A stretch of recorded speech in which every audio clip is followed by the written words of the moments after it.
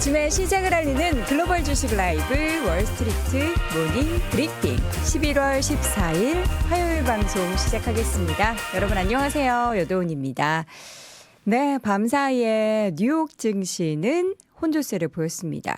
다시 무디스의 신용등급 전망의 강등 그리고 향후에 신용등급을 좀 하향 조정할 수 있다라는 불안감이 과연 뉴욕 증시는 어떤 영향을 미칠까? 어제도 저희가 심층 인터뷰나 또 월가의 소식을 통해서 그 영향은 좀 제한적일 것이다라는 이야기를 했었는데요. 실제로 미국 시장에 미치는 영향은 좀 제한적으로 나타났습니다. 3대 지수의 혼조세 그 가운데 다우는 좀 파란 초록불을 켜면서 마감이 됐는데요. 잠시 후에 자세한 상황들 정리해 드리도록 하겠습니다. 자, 그리고 오늘 심층 인터뷰는 대신증권 문남중 수석 연구위원과 함께 또 시장 이야기 나눠보겠고요.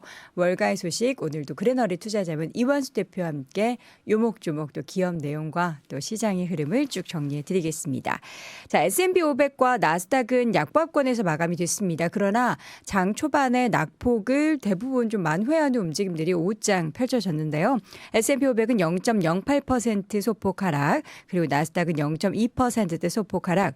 반면 다우지수 같은 경우에는 보잉의 주가의 상승의 영향으로 0.16% 강보합권 마감이 됐고요. 3대 지수 가운데 가장 먼저 좀 상승 전환을 하면서 장중 내내 거의 초반 빼놓고는 초록불을 켜는 모습이 나타났습니다. 러셀 2000 지수도 강보합권 아주 소폭이긴 하지만 0.01% 올랐고요.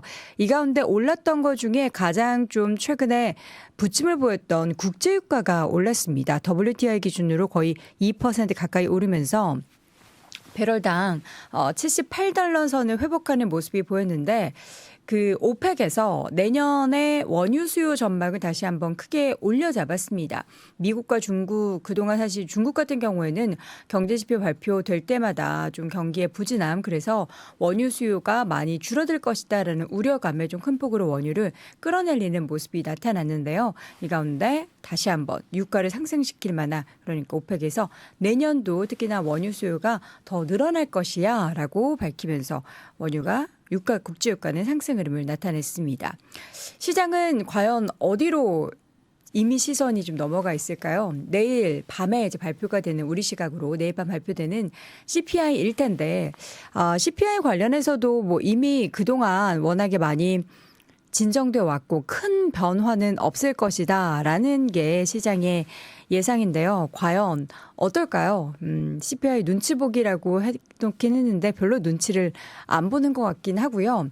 이 CPI도 중요하지만 이번 주 발표 예정돼 있는 다양한 기업들의 실적 발표, 특히 이제 소비 관련한 기업들의 실적 발표가 예정돼 있기 때문에 과연 미국의 소비가 어떻게 현재 진행이 되고 있는지를 가늠해 볼 수 있겠죠. 홈디포나 타기, 월마트, TJX 등의 소매 업체들 실적 발표, 또 소매 관련한 지표도 공개가 될 예정입니다.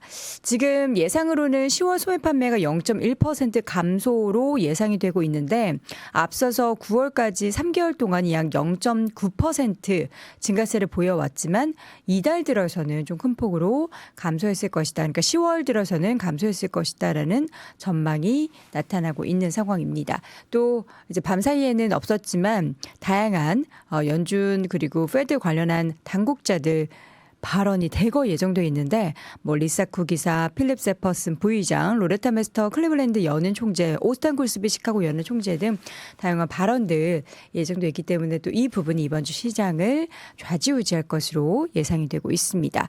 자, 지금 시장에서는 사실 밤사이에 무디스 이야기도 굉장히 좀 무디게 시장에 영향을 미쳤고요. 그리고 국제금리도 그래서 그런지 큰 폭으로 영향을 받지 못한 채 10년물 기준으로 한 4.6 정도에서 크게 보합권 등락 정도로 나타나는 모습이었고요. 어제 밤 사이에는 이러한 매크로 관련한 변수보다는 기업들 얘기들이 굉장히 많이 영향이 있었습니다. 물론 그동안 상승을 보였던 빅테크 종목들은 좀 혼조를 보이는 모습이었지만 일부 기업들의 랠리가 계속해서 펼쳐지고 있는데요. 한번 맵을 보도록 할까요? 그동안 사상 최고가 경신의 행진을 이어갔었던 마이크로소프트는 조금 쉬어갔습니다. 0.8% 소폭 하락하면서 주가가 마감이 됐는데 종가 기준으로 주가는 366.68달러 선에서 마감이 됐고요. 애플도 0.8% 하락, 그리고 구글도 0.3% 하락, 아마존도 0.7% 가까이 하락을 했습니다. 반면 메타의 주가는 0.13% 올랐고요. 지금 테슬라의 주가가 굉장히 초록불이 짙게 들어온 거 보이시죠? 4.2%. 지금 이제 밸런스에서도 테슬라의 주가가 이렇게 올라간 것에 대해서 과연 의미를 부여할 만큼의 뉴스가 있느냐에 대해서 좀 의구심을 표현하면서 그래도 이러한 이슈가 있습니다면서 요목조목 정리한 거 첫 번째로 이제 어제 말씀드렸던 사이버트럭의 최초 인도가 이번 달 말로 예정이 돼 있는데 그 1년 동안 사이버트럭을 인도한 사람들이 재판매 못하는 걸로 막아놨죠. 이게 또 어떠한 긍정적인 효과를 불러일으킬지는 모르겠지만 이 부분도 언급이 되고 있고요. 인도에서의 관세 인하 고려를 또 언급을 하고 있는데 또 워낙에 인도 시장이 그렇게 크지는 않다 보니까 이 부분도 좀 애매하고요. 유럽의 주유소와 편의점 관련한 기업인 EG 그룹에서 슈퍼차저 장비를 구매했다라는 소식도 전해지고 있고요. 지금 근데 현재 월가에서는 4분기에 과연 얼마나 많은 차량을 인도할 것인가. 그게 가장 중요하다. 결국에는. 그래서 지금 4분기 47만 5천 건의 인도가 예상되고 있는데 과연 이를 잘 맞출지 혹은 상회하거나 하회하게 될지가 가장 중요하다라고 이야기를 하고 있습니다. 테슬라의 주가는 4% 넘는 강세를 보였고요. 또 반도체 쪽은 사실 전반적으로 부진했지만 엔비디아의 상승 랠리가 다시 한번 재현이 되고 있는 상황이죠. 주가가 거의 9거래일째인가 상승을 계속 이어가고 있는데 0.6% 밤사이도 올랐습니다. 주가는 486달러. 와, 486. 예, 사랑해. 486. 여러분들 기억하시죠? 486.20달러에서 마감이 됐습니다. 차세대 AI칩 H200을 공개를 했죠. H100 대비해서 속도가 2배 이상 빨라졌다라는 것이 골자고요. 그래서 그런지 다른 이제 반도체주들이 쉬어갈 때 이 엔비디아 주가는 상승 랠리를 이어가면서 0.6% 가까이 올랐습니다.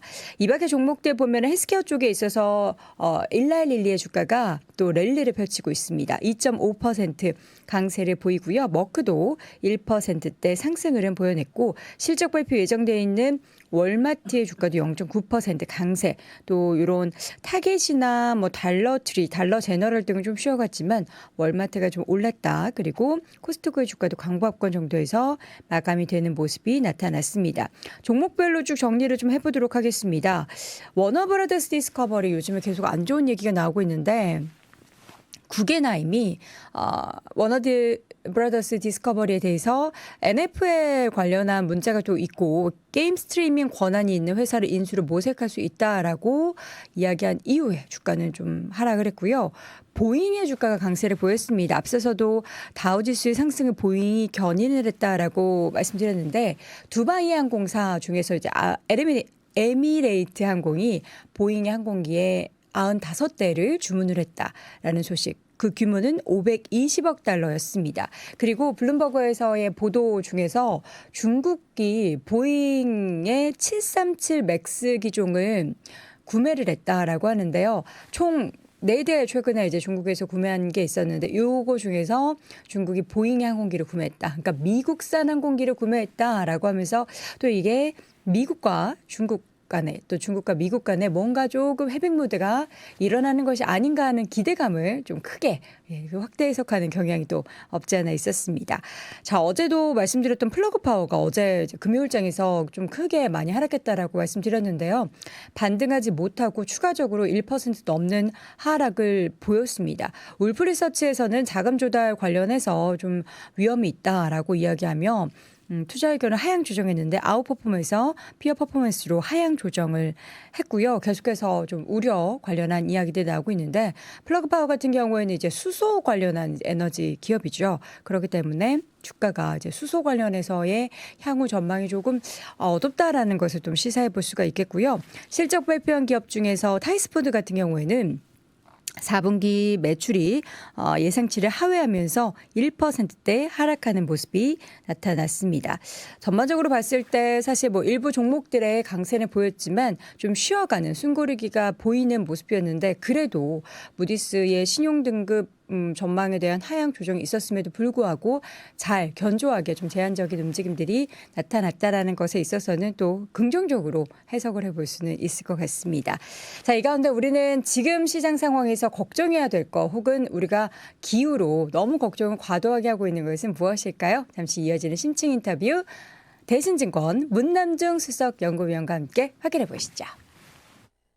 네, 월스트리트 모닝 브리핑 함께하고 있습니다. 현재 시각 6시 이제 41분 막 지나갔고요.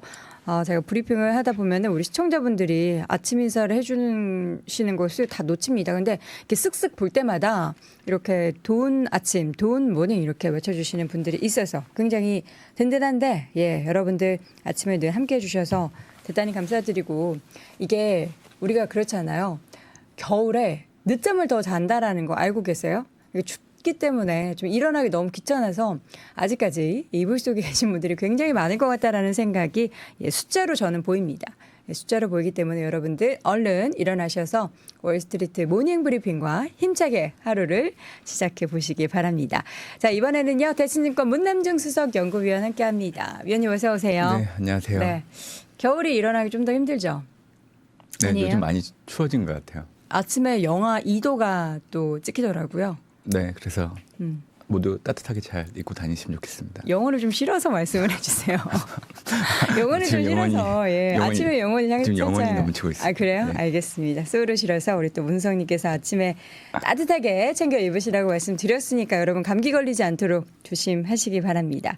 자, 지금 오늘 주제를 보니까 증시는 등락이 있긴 하지만 가야 할 길은 정해져 있다라고 적어주셨는데, 가야 할 길은 뭐 연말 랠리 말씀하시는 거예요? 산타 랠리? 네, 저는 가능하다고 생각을 하고 네. 있어서 등락은 있을 수 있지만 올해 연말까지는 좀 미국 증시가 계속 올라갈 수 있다는 얘기 드리고 있습니다. 네.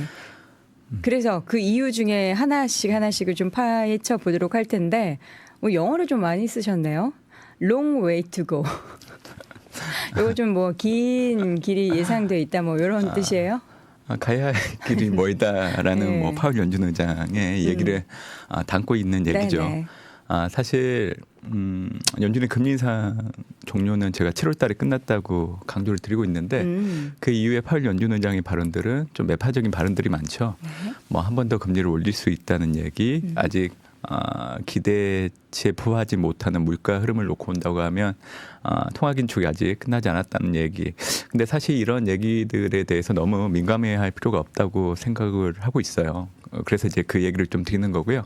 결국 기업 가게들이 생각하고 있는 장기 기대 인플레이션 안정을 도모하기 위한 발언이라고 보시면 될 것 같고요. 네. 지난주 발표된 미시간대 기대 인플레이션 결과를 보시면 아시겠지만 전월보다는 조금 높게 나왔거든요. 네. 그래서 단기 기대 인플레이션 이미 잡혔기 때문에 크게 문제가 안 되는데 장기 기대 인플레율은 여전히 불안정한 모습을 보이고 있기 때문에 이제 그 부분을 좀 강조하고 싶어서 시장에게 경계심을 갖기 위한 목적이 크기 때문에 얘기를 하는 겁니다. 다만 연준이 실질적으로 금리를 올리고 하는 마음은 없기 때문에 연준의 금리 인상 사이클은 끝났다라고 좀 생각을 해주시면 좋을 것 같고요. 실질적으로 지난주 금요일 날 미시간대 기대 인플레이션율이 전월보다 높게 나왔음에도 불구하고 미국 증시는 큰 폭으로 올라서 끝났잖아요. 그러니까 그런 증시 현상들을 놓고 온다고 하면 우리가 이제 앞으로 좀 집중해야 되는 부분들만 염두에 두시면 좋을 것 같습니다. 그래서 지금 이후부터는 아마 시장은 내년도 금리 인하는 이미 기정사실화됐다고 받아들이고 있는 것 같고요. 네. 이제 그 시점이 조금 더 앞당겨지기를 바라는 것 같아요. 그래서 이 부분이 앞으로 시장이 상승하는데 원동력이 될 수 있다라고 생각을 하고 있죠. 자, 앞으로의 시장의 상승의 원동력을 하나씩 좀 파헤쳐 보자면, 일단은 지난번에 있었던 이제 FOMC 이후의 금리의 향방에 대해서도 우리가 보면은 이제 더 이상 우리 증시의 발목을 잡을 만한 이슈는 아닐 것이다라고 볼 수도 있을 것 같고요. 근데 여기에 이제 살짝 발목 잡으려고 무디스가 좀 움직이고 있어요.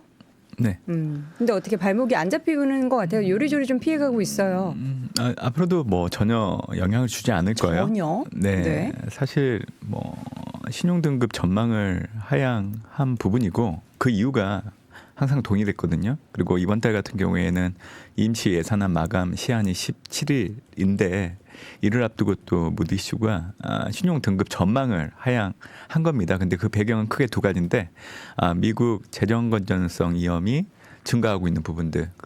그리고 이제 두 번째는 미국 의회 내 정치 양극화로 채무 상환 능력이 악화되고 있는 부분들을 언급을 했는데요. 네. 올해 같은 경우에도 8월달 피치가 미국 의회 대립을 이유로 신용등급 하향 조정을 했고 S&P 같은 경우에는 2011년도 신용등급을 하향하고 나서 12년째 그대로 유지를 하고 있는 상황입니다. 그래서 미국 정치권의 양극화로 인한 신용등급 전망 하향 조정은 사실 시장에 미치는 영향력은 좀 제한될 수 있다라고 보고 있는 거고요. 네.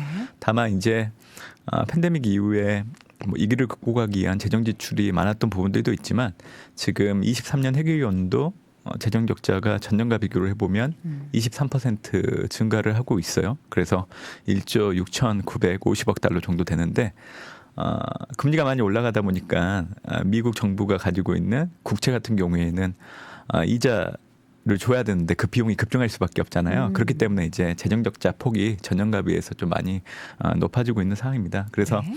지금 마이크 존슨 하원 의장이 임시 예산안 마감 시한 전에 2단계 임시 예산안 통과를 하려고 준비를 하고 있는 것 같은데 아마 단번에 통과되지는 못할 거예요. 왜냐하면 우크라이나 지원 예산 그리고 팔레스타인 가자지구 인도적 지원 예산이 포함되지 않았기 때문에 그래서 민주당하고 바이든 대통령이 부결시킬 가능성이 상당히 높습니다. 물론 이제 부결이 된다고 해서 그게 뭐 큰 파장을 가지고 올지는 않을 것 같아요. 왜냐하면 결국에는 17일 전 막판 통과할 걸로 좀 보고 있기 때문에 그래서 저는 무디스 이번 이슈는 그렇게 크게 영향을 주는 요인은 아니라고 생각을 하고 있습니다. 네. 네.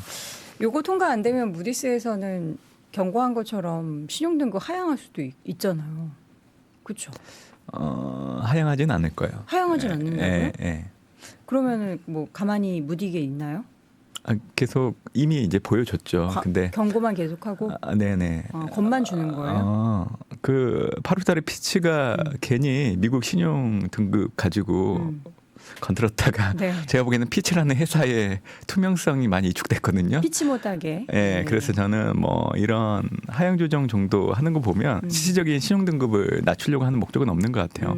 결국 매번 반복됐던 패턴이에요. 네. 그렇기 때문에 저는 그게 크게 영향을 주진 않을 걸로 좀 보고 있습니다. 알겠습니다. 네. 자, 이어서는 이제 중국과 미국과 중국 G2 간의 정상회담이 바로 이제 목전까지 도달하고 있습니다. 여기에 대해서 막 밤사이도 중국이 미국산 뭐 항공기 샀다 막 이래서 굉장히 의미부여를 굉장히 크게 하던데 여기에 대한 뭐 기대감을 좀 갖고 계신가요?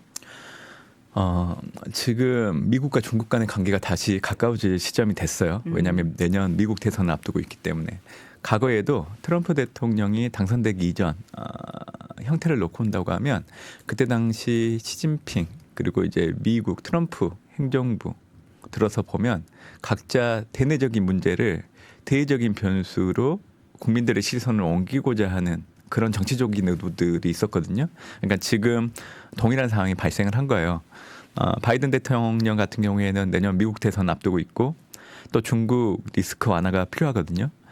특히 지금은 좀 올해 들어서 그 관심이 좀 떨어지긴 했었는데 만약에 이 중국이 대만을 상대로 군사적인 도발을 감행한다고 하면 바이든 행정부의 책임론이 대두되면서 내년도 미국 바이든 대통령의 재선 확률을 낮춘 데 영향을 줄 수 있기 때문에 그래서 바이든 대통령 입장에서는 최대한 중국과 가깝게 지내야 될 겁니다. 그리고 시진핑 주석 같은 경우에도 지금 중국 경제가 너무 안 좋아요. 그러다 보니까 결국 미국이나 유럽 등 이런 수방국들의 협력이 절실히 필요한 시점입니다. 그래서 결국 해외 기업들의 투자 확대 그리고 수출 통제 완화를 위해서라도 이번에 양국 정상이 만나게 된다고 하면 상당히 가까운 모습들을 확인할 수 있다라고 생각을 해요.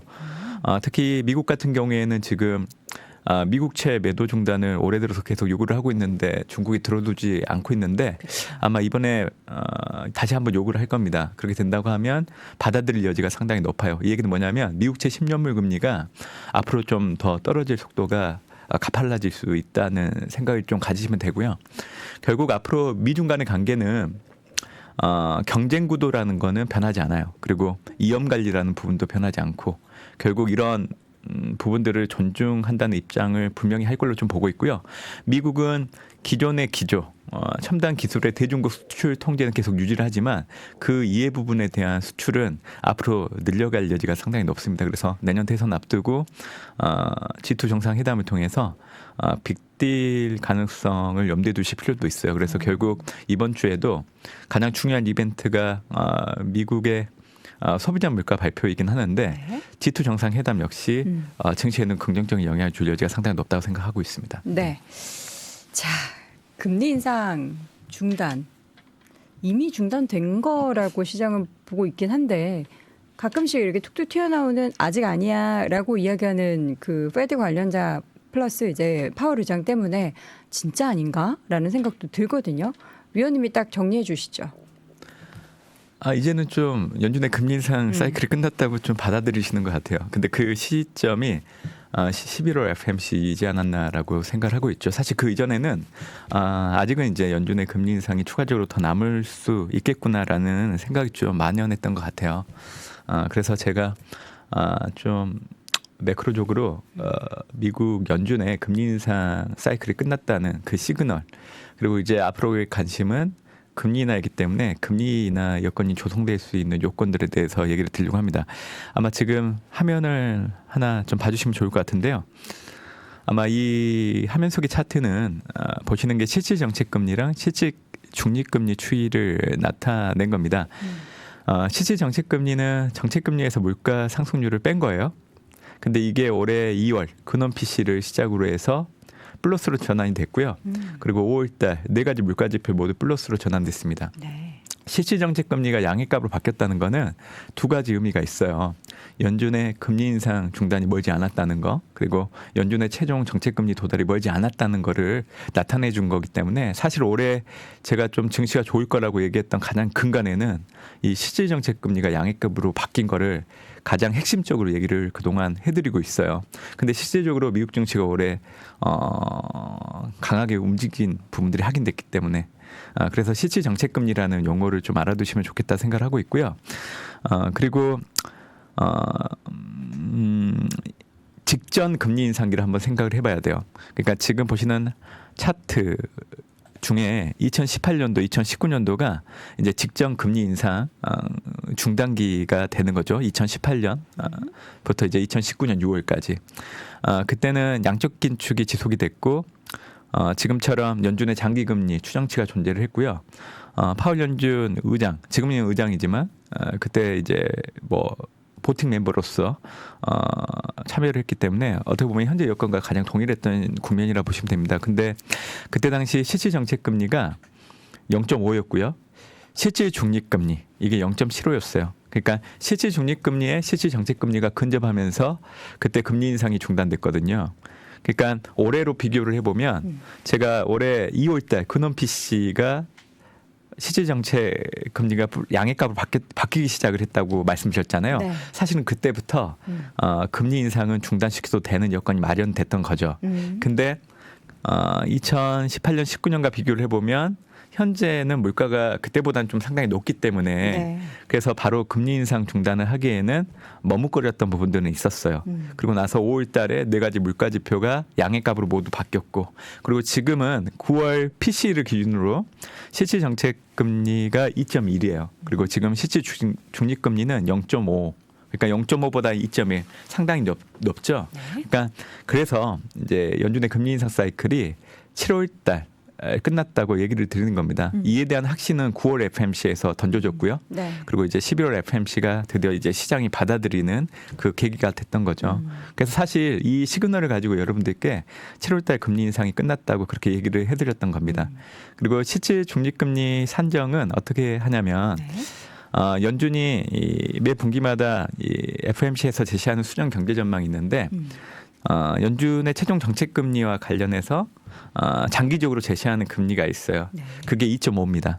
그리고 지금 현재 연준이 생각하고 있는 물가 안정 목표치가 2%이기 때문에 2.5에서 2를 빼면 0.5거든요. 그게 바로 실질 중립금리 산정할 때 계산하는 시기예요. 그래서 앞으로 여러분들이 실질 정책금리보다 실질 중립금리가 낮은 상태가 계속 유지되는 것들을 항상 보셔야 돼요. 네. 그래야 여러분들이 투자하고 있는 미국 증시가 앞으로도 계속 올라갈 수 있는 근간이 된다는 거를 좀 말씀드리고 싶어요. 네, 알겠습니다. 우리 문수성님께서 자꾸 옆을 보시니까 옆에 뭐 맛있는 거 있냐고 카메라를 정면으로 이제 시청자분들을 좀 바라봐 주시기를 시청자분들이 원하시나 봐요. 근데 우리 지금 소통하고 계신 거잖아요. 옆에 채팅창을 왜 이렇게 열심히 보세요? 사실 제가 눈이 안 좋아서 안 보이세요? 채팅창에 뭐가 올라오는지 몰라요. 근데 왜 자꾸 채팅창 근데 이제 보세요? 이 카메라보다는 그래도 이 댓글에 뭔가 올라오잖아요. 네, 그러면 그 분위기 마음이 그걸 편하네요. 보면 여러분들하고 소통하고 있는 것 같아서 오히려 그게 편하네요. 뭔가 대화를 대화를 하는 것 같아가지고 예. 보통 사람이 대화를 하면 얼굴을 보게 되잖아요. 그쵸. 그래서 저는 이 얼굴이라는 게 이 댓글창인 줄 알고 보고 있는 거예요. 저도 있습니다. 예, 대화를 하시는 이렇게 얘기하시면 이제 제가 보잖아요. 이 존재는 저도 네. 있으니까. 네. 예, 그러면 지금부터는 카메라만 보면서 얘기하겠습니다. 알겠습니다. 시청자분들의 또 의견을 바로바로 또 수용을 해주십니다. 자, 그러면 이제 연준이 금리 인하가 시작될 수 있는 그 조건들을 과연 지금 얼마나 충족하고 있는지가 중요한데 그들이 해야 될 일이 되게 많아요. 숫자도 맞춰야 되고 또 우리 투자자들도 좀 그러니까 뭔가 리드를 해야 되고 리드를 하는 게 맞긴 한지 모르겠습니다. 반대로 우리가 리드를 하고 있는 것 같기도 하고요. 어떤 조건이 좀 맞춰져야지 가능은 한 건가요? 결국 과거에 연준이 금리 인상을 중단했던 시점을 두고 추정을 해야 됩니다. 그래서 1995년도 이후에 네 번의 금리 인상 중단기 그리고 금리 인하를 시작하기 그 이전 단계가 있었죠. 그래서 지금 차트를 하나 보여주시면 좋을 것 같은데 지금 보시는 차트가 1995년도 이후에 연준의 금리 인상 중단기를 역삼각형 빨간색으로 표시를 해놓은 거예요. 그래서 빨간색일 때 금리 인하가 인상이 중단됐던 시점이죠. 그래서 95년 2월부터 95년 6월 그리고 2000년 5월에서 2000년 12월 그리고 2006년 6월에서 2007년 8월 그리고 2018년 12월에서 2019년 6월 이렇게 네 번이 있었어요. 그러니까 연준은 지금 완전 고용, 물가 안정 달성이라는 두 가지 책무 아래서 생산과 소비 같은 경제 활동 그리고 신용 여건 그리고 노동시장 변화, 인플레이션 기대 그리고 금융과 대외 여건을 모두 고려해 가지고 통화 정책을 결정을 하고 있거든요. 그렇기 때문에 제가 말씀드렸던 네 번의 금리 인상 중단기를 놓고 지금 말씀드렸던 경제 지표의 변화를 가지고 제가 이제 추정을 할 거예요. 그래서 첫 번째는 고용지표 관련돼서 얘기를 드릴게요.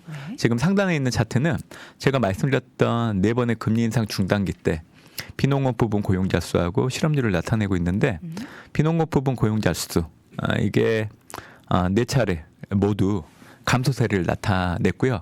실업률 같은 경우에는 이제 네 차례 가운데 한 번 정도만 상승하는 상황이었고 나머지는 다 하락하는 상황이었죠. 그래서 금리 인하를 앞두고 이 비농업 부분 고용자 수가 3개월 평균을 놓고 봤을 때 10만 명대 초반까지 떨어졌거든요.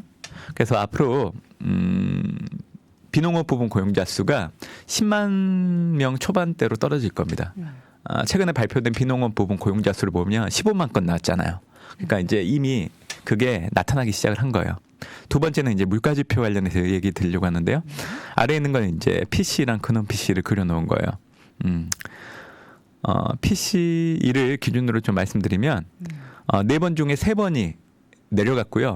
한 번은 보합권 흐름을 좀 보였었는데 PC는 1.4에서 1.5 범위에서 계속 움직였어요. 그리고 그때 당시 근원 PC는 1% 후반에서 2% 초반 수준. 근데 그때 당시 레벨을 가지고 지금 적용을 하긴 어려워요. 결국 방향성이에요. 앞으로 PC 물가는 떨어지는 게 확인되어야 된다. 그 얘기를 드리려고 하는 거고요. 그리고 이제 미시간대 1년 기대 인플레이션율도 중요해요. 그때 당시 네 차례 중에 세 차례가 모두 떨어졌거든요. 그래서 이 부분 좀 얘기 드리고 싶고 이제 생산 지표를 좀 말씀드릴게요. 상단에 있는 거는 제조업과 서비스업 PMI 그리고 이제 산업 생산을 하단에 그려놓은 건데 ISM 제조업 지수하고 ISM 서비스업 지수를 놓고 봤을 때 네 차례 모두 둔화됐어요. 이것도 시사점이 있어요. 왜냐하면 지금 ISM 제조업 지수 같은 경우에는 수축 국면에 들어가 있는데 현재 ISM 서비스업 지수는 확장 국면에 있기 때문에 앞으로 서비스업을 중심으로 둔화폭이 크게 나타나야 돼요. 네. 그리고 이제 아래에 있는 건 산업 생산인데 이 지표 같은 경우에는 4번에서 4번 중 2번이 떨어지는 모습을 보였죠. 네. 네. 이제는 신용요건 관련된 얘기 드리려고 하는데요. 상단에 있는 게 소매 판매 그리고 이제 신용카드 잔액 증가율을 나타내는 건데 이 지표는 약간 등락은 좀 있었던 것 같아요. 그래서 이제 아래에 있는 상업과 산업대출 증가율을 놓고 얘기를 드리려고 하는데 특히 부동산 대출 증가율을 보면 4차례 모두 둔화되는 모습이 나타났습니다. 네. 그래서 이제 제가 이 지표들을 통해서 여러분들께 드리고 싶은 얘기들을 통해서 결국에는 금융 지표를 놓고 본다고 하면 이게 중요할 것 같아요. 지금 보시는 화면에 금융지표. 하단에 있는 게 이제 미국채 10년물 금리랑 S&P 500 지수 추이를 그려놓은 거예요. 네. 동일해요. 금리 인상 중단기 4번 국면에서 그 흐름을 나타낸 건데 미국채 10년물 금리는 4차례 모두 하락했어요. 네. 그리고 S&P 500 지수는 닷컴 버블이 일어났던 국면을 제외하고는 3번 모두 상승을 했는데 평균적으로 13% 정도 올랐습니다. 이게 맨 처음이 닷컴 버블 때만 이렇게 하락했던 거고 다 오른 거죠? 두 번째 차트가 닷컴 버블 때. 두 번째가 네. 닷컴 버블. 그러니까 왼쪽부터 95년, 두 번째가 2000년, 그리고 세 번째가 2006년, 네 번째가 2018년. 지금 보시는 차트는 모두 그 순이에요. 네. 네, 그래서 이러한 여건들을 통해서 이제 드리고 싶은 얘기는 결국 연준의 금리 인하가 나타날 수 있는 여건은 크게 4가지 정도로 정의할 수 있을 것 같아요. 네. 첫 번째는 비농업 부분 고용자 수가 10만 명 초반으로 떨어져야 된다. 그리고 두 번째는 제조업과 서비스업 PMI 지수를 놓고 봤을 때 지금은 서비스업 중심으로 큰 폭의 둔화가 나타나야 된다. 왜냐하면 지금은 제조업은 수축 국면에 들어갔지만 서비스업 같은 경우에는 확장 국면에 있기 때문에 그게 수축 국면으로 들어가는 게 나타나야 되고요. 세 번째는 PC 물가 떨어져야 되는 거. 그리고 1년 기대 인플레이션율도 떨어져야 돼요. 그리고 네 번째는 부동산 대출 증가율이 둔화되는 모습. 그래서 이 4가지 여건이 내년 1분기 전에 나타날 겁니다. 그리고 나서 연준은 내년 2분기부터 이제 금리 인하를 단행할 걸로 좀 보고 있는데요. 네. 제가 그렇게 얘기해 드리는 거는 지금 보시는 차트. 저는 올해 들어서 이제 항상 얘기 드려요. 연준의 통화 정책을 전망할 때 제 임의대로 전망을 안 해요. 저는 연준이 제시하는 수정경제 전망 테이블을 통해서 항상 여러분들께 전망을 해드리고 있습니다. 그래서 지금 보시는 테이블은 9월 수정경제 전망 테이블인데 내년에는 이제 금리 인하 사이클이 끝나기 때문에 내년도 연준의 최종 정책금리 중립값은 5.1이에요. 올해가 5.6이면 내년에 5.1. 일단 금리를 낮춘다는 거는 명확하게 제시를 하고 있는 거고요. 레인지를 놓고 온다고 하면 4.4에서 6.2를 제시하고 있는데 내년에는 하단이 중요하죠. 그렇기 때문에 결국 하단 4.4를 고려한다고 하면 현재 정책금리 5.25, 5.5를 기준으로 했을 때 내년에는 총 3번 각각 25pp씩 금리를 내려서 최종 정책금리는 4.5에서 4.75가 될 여지가 상당히 높아요. 그리고 금리 인하 시점을 제가 2분기 얘기 드리는 거는 제가 좀 전에 말씀드렸던 4차례의 연준의 금리 인상 중단기 그때 당시 평균적으로 금리 인하가 단행되는 시점까지 걸렸던 그 기간이 평균적으로 9개월이었어요. 그래서 올해 7월 달에 연준의 금리 인상 사이클이 끝났다고 보면 이제 9개월 뒤를 계산을 하면요. 내년 2분기가 돼요. 그렇기 때문에 저는 이제 내년 2분기 내에서도 5월 FMC가 금리 인하를 시작하는 첫 시작점이라 생각을 하고 있고요. 최근에 좀 긍정적으로 좀 바뀌고 있는 좋은 부분들도 분명히 있어요. 그게 어떤 부분이냐고 하면 아마 지금 화면 하나 보시면 여러분들을 포함한 전 세계 투자자들이 생각하고 있는 연준의 통화정책 수순 CME 패드워치2를 놓고 온다고 하면 내년도 6월 달 금리 인하를 시작해서 내년에 총 3번 그리고 최종 정책금리는 4.5에서 4.75 정도 염두에 두고 있는 걸로 바뀌고 있어요. 그러니까 연준이 제시하고 있는 숫자랑 지금 시장이 생각하고 있는 연준의 통화정책 수순 자체가 이제는 거의 비슷해요. 결국 이렇게 비슷하다는 거는 앞으로 증시가 변동성을 일으키는 요인으로서 이 부분이 하나 없어진다는 해석으로 보셔도 되는 거예요. 그렇기 때문에 저는 앞으로 이제 시장은 연준은 이제 금리 인하는 내년도 한다는 거는 이미 받아들이고 있기 때문에 금리 인하 시점이 앞당겨지냐 아니면 늦춰지냐에 따라서 지금 여러분들이 투자하고 있는 미국 증시의 강도가 좀 세질지 아니면 좀 완화될지를 결정하는 가늠자가 될 걸로 좀 보고 있어요. 네. 그 가늠자 역할이 잘 우리가 이제 과거에 긍정적으로 좀 이렇게 쫙 방향이 흘러갔던 것처럼 나타났으면 좋겠고요. 우리 시청자분들이 지금 오늘 뭐 CPI 발표되고 하는 거에 대한 관심이 굉장히 많으신데 앞서서도 잠깐 얘기는 했지만 이제 물가 지표에 대한 영향은 굉장히 많이 줄었죠. 사실 여러분들이 올해 물가를 가지고 걱정할 이유는 없어요. 왜냐하면 공급층 요인이든 수요층 요인을 놓고 본다고 하더라도 네. 해당되는 키 인디케이터 지표들을 보면 이미 고점을 형성하고 큰 폭으로 떨어지고 있는 상황이기 때문에 그래서 사실 물가를 가지고 올해 걱정하는 한 해는 아니었다 생각을 하고 있고요. 네. 지금 이제 미국의 10월 소비자 물가 결과치가 중요하긴 해요. 지금 현재 예상치가 헤드라인 같은 경우에는 전년 동월 대비 3.2 그리고 근원 소비자 물가는 4.1 정도 예상되는데 근원 소비자 물가는 전월과 동일하고요. 그리고 헤드라인 소비자 물가가 전월치 3.7에서 3.3으로 큰 폭으로 떨어질 걸 예상을 하고 있습니다. 그렇기 때문에 저는 이번에는 헤드라인 소비자 물가가 떨어지는 폭이 상당외로 크거든요. 그렇기 때문에 시장은 이 부분에 주목을 하면서 한화일 것 같아요.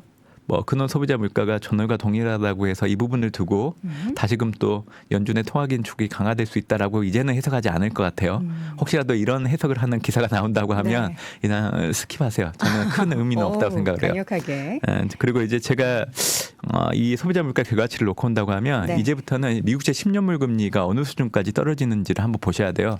그래서 지금 보시는 화면이 지금 S&P 500 지수하고 미국제 10년물 금리를 그려 놓은 건데 파란색이 10년물입니다. 맞습니다. 올해 미국제 10년물 금리의 고점은 지난 10월 19일 4.99가 고점이었고요.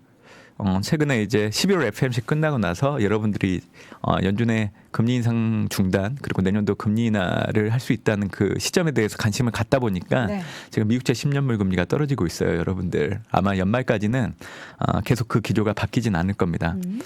왜냐하면 10년물 금리에 영향을 주는 변수는 인플레이션이에요. 네. 근데 지금 10월 소비자 물가 결과도 전월과 비교를 해보면 큰 폭으로 떨어지는 걸로 예상이 되고 있잖아요.